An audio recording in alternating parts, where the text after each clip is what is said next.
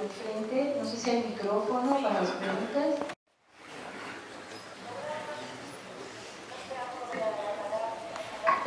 Hola, Cecilia Sheridan. Ya le hice la pregunta a Alicia, pero la quiero poner en público porque me parece que es un punto muy importante de lo que ella trata en su conferencia, que es la noción de ejército, o cómo piensan arqueológicamente que existe una estructura de un ejército en el periodo que ella está trabajando y cómo la concibe. Sí, hacemos dos o tres preguntas más y después vamos a enviar la respuesta.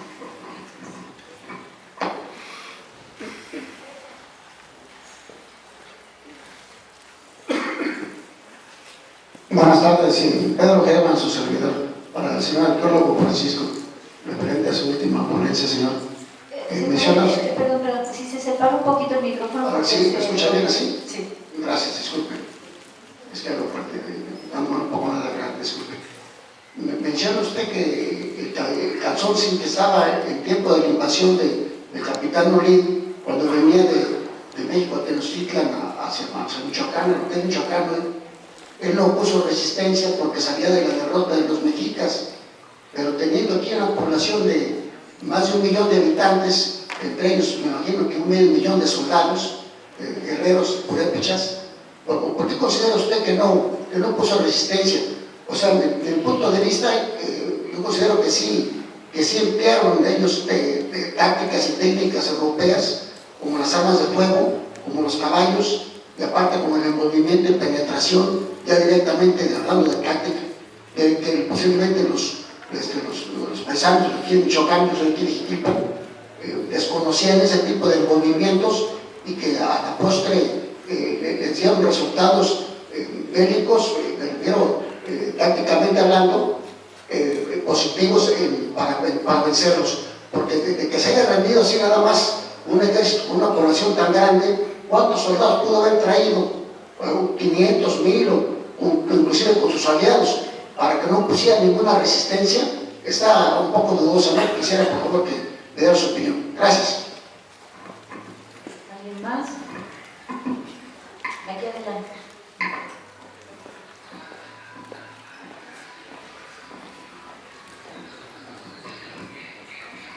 Sí, buenas tardes. Esta la ponente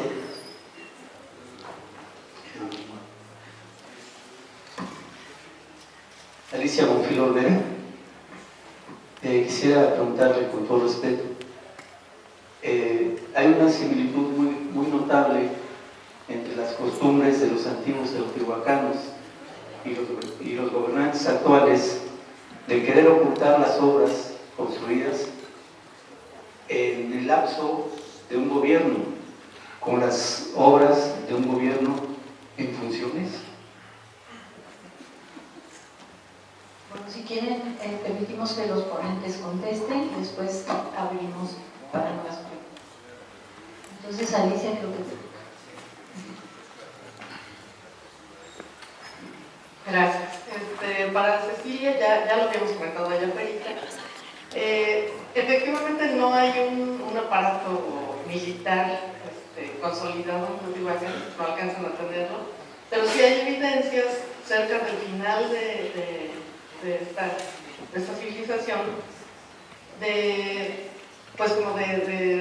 algunos rasgos de que sí empezaba a conformarse algún sistema coercitivo, tal vez no propiamente un ejército, y esto se ha llegado a proponer por diferentes investigadores a través, sobre todo de la expresión artística, ¿no? y de las figurillas de barro, por ejemplo, que ya aparecen en las últimas fases, algunas figurillas con yelmos, con algún atuendo que pareciera militar, por las pinturas murales en donde también aparecen personajes ataviados y se ha interpretado que pueden ser militares. No está confirmado, pero sí tendría razón, sería lógico que una urbe tan grande, tan poderosa, que está controlando un área tan amplia en Mesoamérica, sobre todo porque está controlando recursos de los diferentes pueblos, desde Oaxaca, de los mayas, de todos los recursos materiales y recursos de conocimiento, ¿no? Se traen a los artesanos a Teotihuacán para que trabajen para los teotihuacanos y se traen los recursos, reciben tributo, todos los siglos que dura Teotihuacán reciben tributo. Entonces, al final, parece que Teotihuacán pierde su poder, va a perder un poder, y estos diferentes pueblos sí tendrían un poco de ambición también de tener ellos el control de lo que siempre ha sido controlado por los mismos teotihuacanos.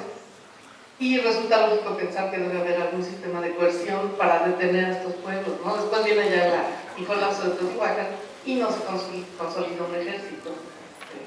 No son propiamente un ejército militar, ¿no? Como podrías pensar.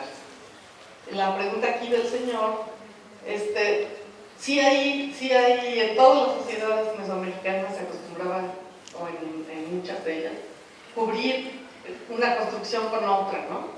Para esconder los edificios que había previamente. No considero que sea exactamente un reflejo de lo que hacen ahora los gobiernos de tapar una obra con otra del nuevo gobierno.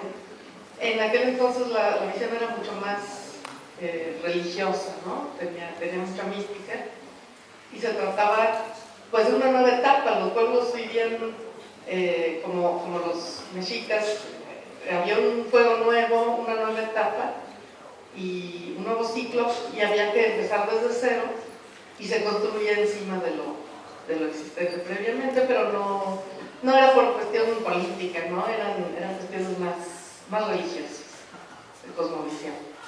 Muchas gracias.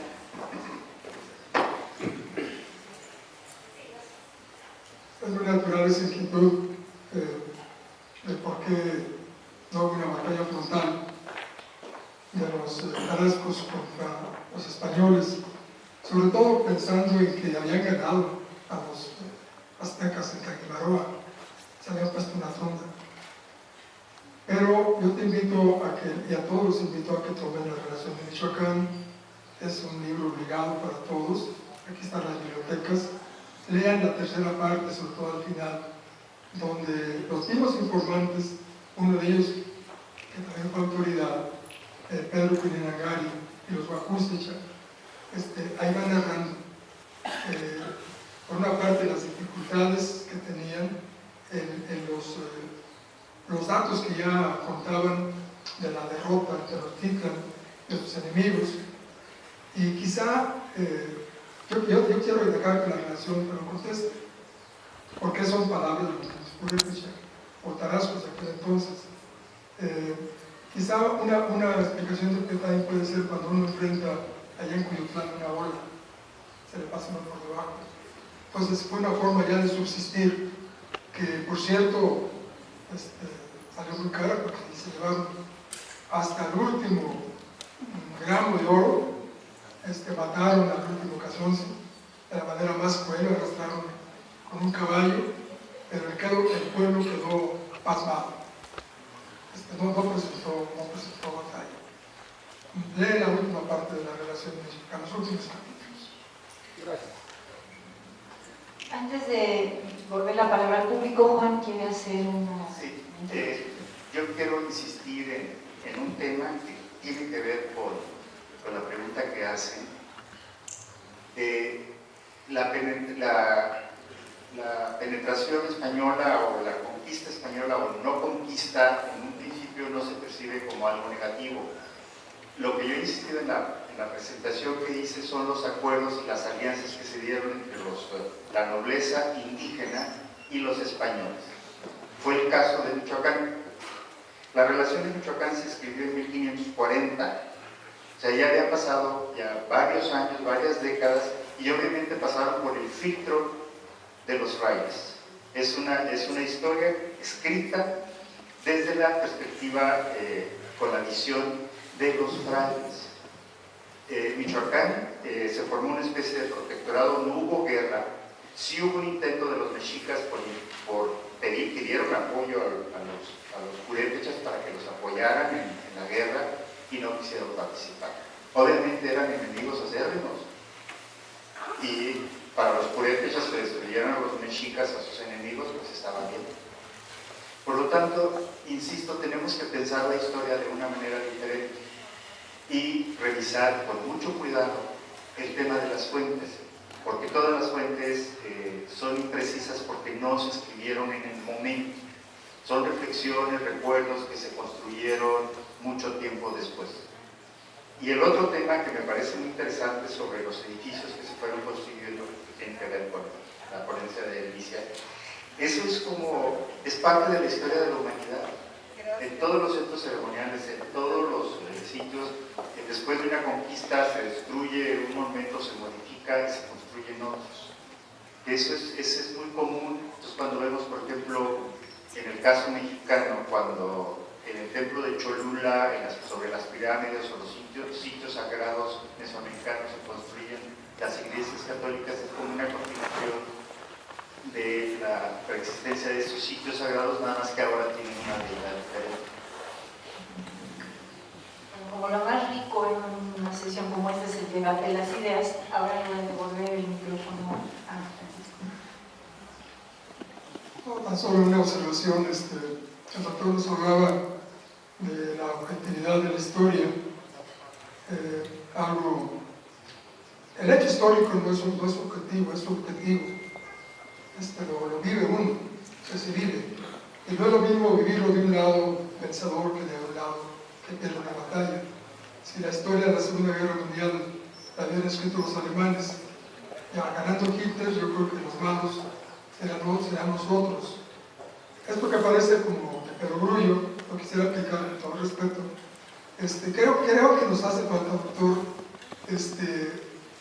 todavía no la tenemos, más que retacitos de una lectura de nuestra historia, pero también por parte no del historiador de escritorio, que es valiosísima y mis respetos, sino también en este caso, lo que Leo Portilla hizo con las traducciones de Ángel María Garibay para su librito de La visión de los vencidos.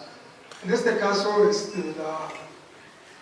por ejemplo, leer la relación de Michoacán, yo coincido, es una versión donde los informantes, los Bakusich, de Pedro, tratan de sobrevivir y llevan agua a su molino, luego el fraile a la suya, y entrega datos valiosísimos a quien va a dominar, que es el rey. Pero si leemos, por ejemplo, la relación de Michoacán, y ya en estos días va a salir la primera lectura endocultural de la relación de Michoacán con su traducción a purépecha, llegamos a conclusiones distintas. Eso es lo que quiero decir. Bueno, si hay más preguntas en el público, por favor. Tenemos bastante tiempo. Sí, porque los ponentes fueron muy estrictos.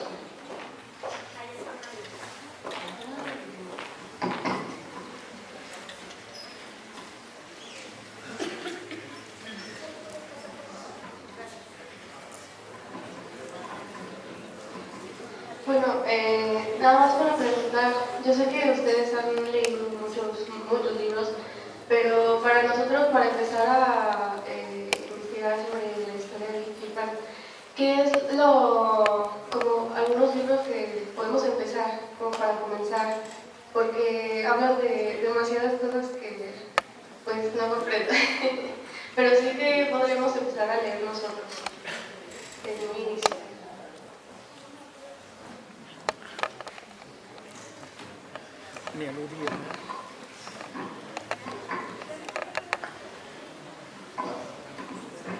Bueno, yo quisiera preguntarle a José Rubén Romero, cuya ponencia me pareció realmente interesantísima y que abre a una interpretación nueva sobre la peregrinación mexica, si este trabajo que ellos proponen, esta nueva interpretación, ha sido ya discutida con otros colegas, no sé dónde está José Rubén, otros colegas prehispanistas, ¿no?, que hayan estudiado esto, porque realmente para mí, que no soy experta en el tema, es de una novedad extraordinaria. Entonces, no sé, esta nueva interpretación sobre la tira de la peregrinación y sobre esta distinta interpretación de este viaje, ¿no?, fundacional se ha sido ya, digamos, contrastado con colegas que se dediquen a esto.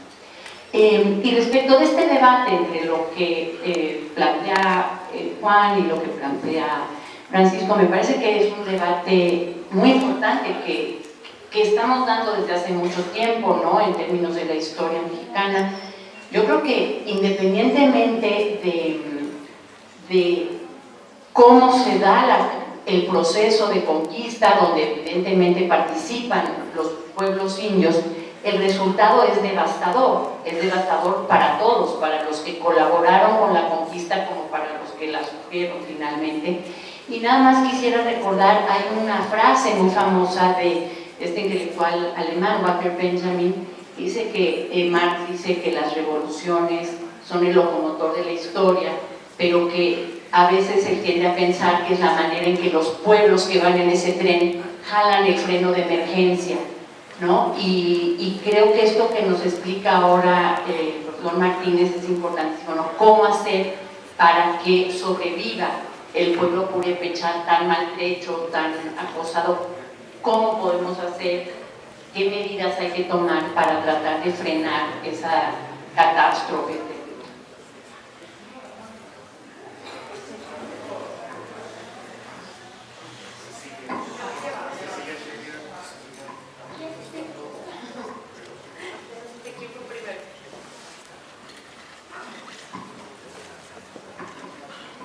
Antes de que se vayan los estudiantes, respecto a Jiquilpan, el primer paso que deben dar los estudiantes es ir a las bibliotecas y buscar la bibliografía sobre Jiquilpan. Hay publicaciones.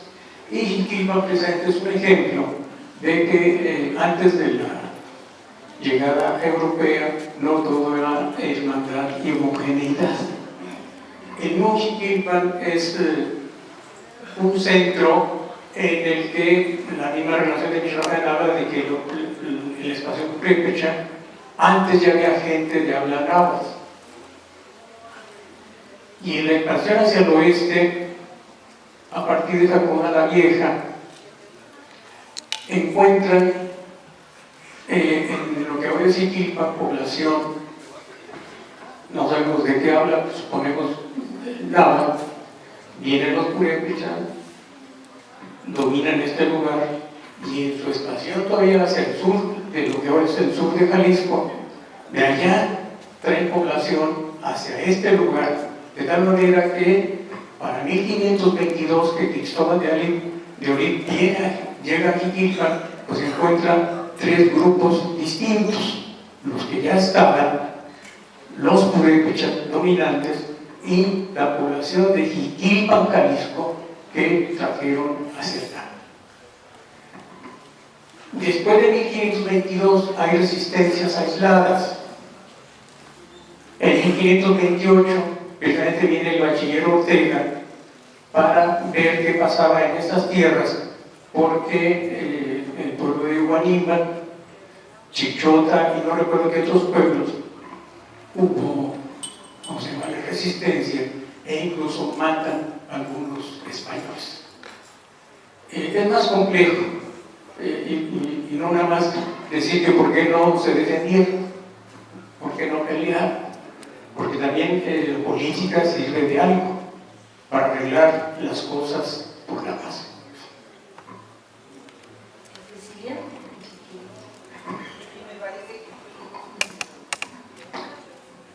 Me parece que de por medio hay un debate muy importante en lo que se plantea en esta mesa y la mesa anterior, que tiene que ver en esta, digamos, lo llaman negociación, Juan, de especie de acuerdos entre distintos grupos indígenas con los intentos conquistadores de los invasores.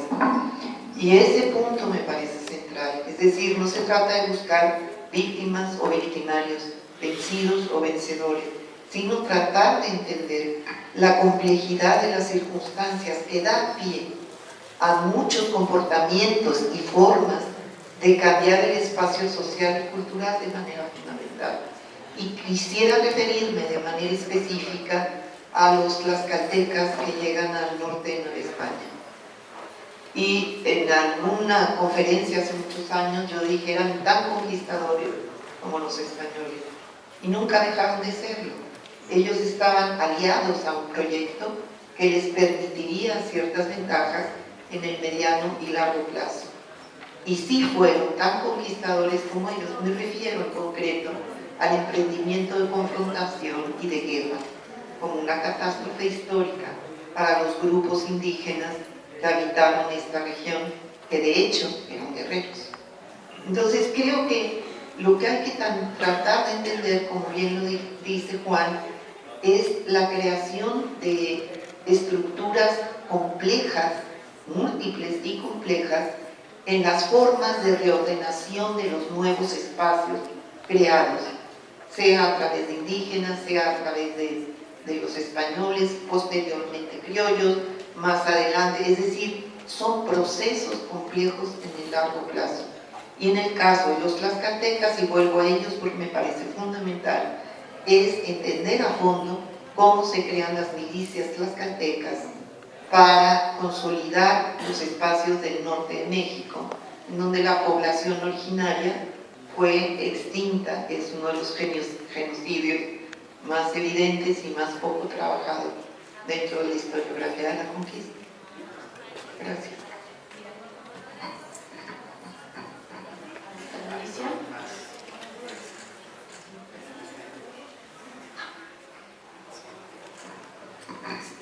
Para ti que te pregunto sobre la bibliografía, ha habido varias, aquí de estas jornadas cada año sale una publicación de las ponencias y esta publicación, cada ponencia trae su bibliografía, entonces ha habido varias ocasiones, en varios años de estas jornadas, en que hay ponencias sobre Michoacán, como la de los señores que hablan de Michoacán. El año pasado hubo ponencias sobre Michoacán, el año pasado, entonces si tú buscas aquí mismo, están a la venta, o no sé si se los pueden proporcionar a los muchachos estas publicaciones, y allí en la bibliografía vas a encontrar infinidad de textos sobre historia prehispánica de Michoacán, historia tal vez colonial también, y contemporánea. Y